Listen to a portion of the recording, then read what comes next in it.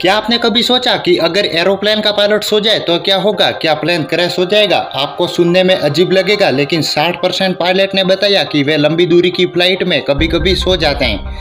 ऐसा air pocket बनने की वजह से होता है। दरअसल हजारों फीट की ऊंचाई पर जाने के बाद जो बाहर के नज़ारे में बेहद खूबसूरत लगते हैं, पायलट उनके आदी होते हैं। ऐसे में आप सोचेंगे तो आखिर प्लेन क्रैश क्यों नहीं होता है?